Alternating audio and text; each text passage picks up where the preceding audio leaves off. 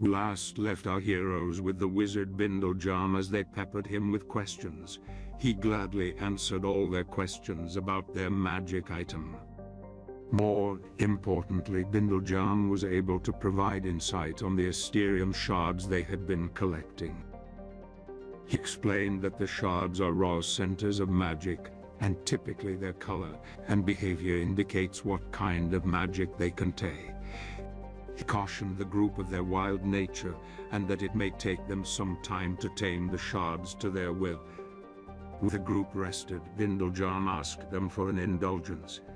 He wanted to see a transmo and asked if they could bring one back for him.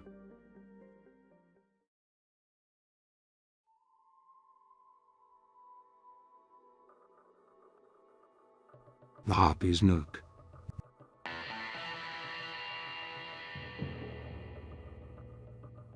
After placing some of their shards into equipment, they marched towards the mountains until Pim Pim, their trusty fey dragon, told them they had arrived. Outside the cave, they saw a group of gnoll guards eating a horse. The gang snuck up on the gnolls and used their fuzzy bag to create a wild boar as a distraction. They made quick work of the guards after Bjorn summoned a gang of wolves. Our heroes could swear they heard a faint rendition of Weedembo's play.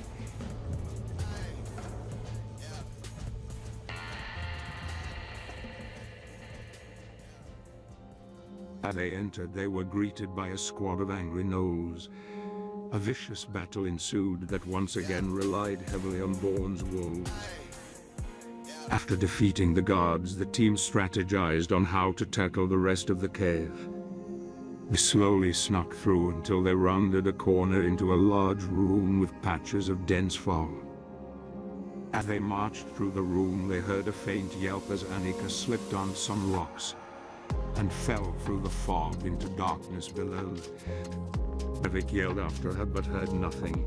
He quickly tied a rope to himself and gave it to Bjorn as he rappelled down. Just as he left their sight, a group of gnolls appeared from around the corner and began firing arrows at Bjorn's boys.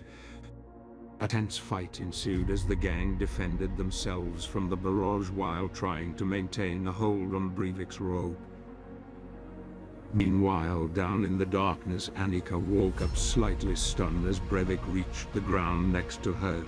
They saw faint light coming from slats in the wall and realized they were in a dank prison cell. As they prepared to escape, they heard snarling coming from the slats as three gnolls appeared and began unlocking the door. Back on the top level, things got worse as a gnoll druid joined the fray. Bjorn was down to one wolf and it was busy holding Brevik's rope. The tide turned as Jim launched a fireball at the clustered gnoll. The team started mopping up the charred survivors. Back down in the cell, Brevik and Annika were fighting the gnolls. Brevik was valiantly defending them from the three attackers. With a combination of his martial skills and eating the armor of one of the gnolls, Brevik was slowly winning against the three.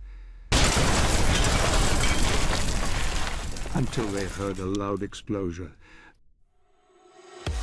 The prison door exploded into splinters, and around the corner, in a campfire silhouette, was Teneg.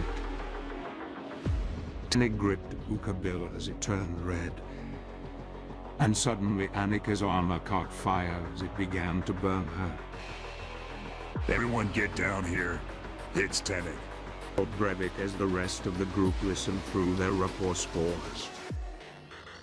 Badface, Chim, and Bjorn jumped down the hole and tumbled to safety as their eyes adjusted to the scene.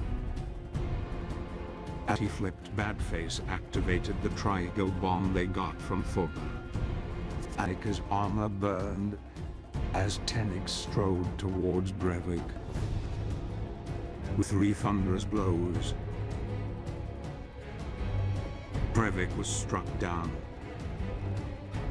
Chim steeled himself and attempted to restrain Teneg as he did the troll back in the canyon.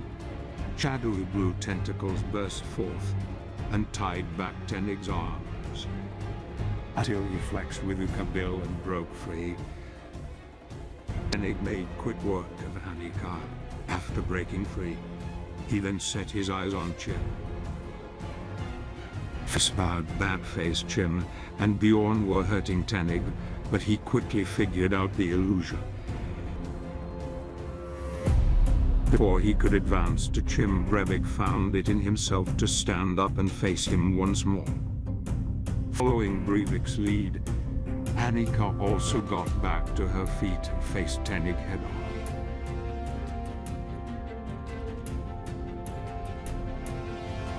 This distraction enabled Chim to fire Ultimorica bolts and give Badface a chance to run in and close the gap. Unfortunately, the druid was back with reinforcements and was closing in fast.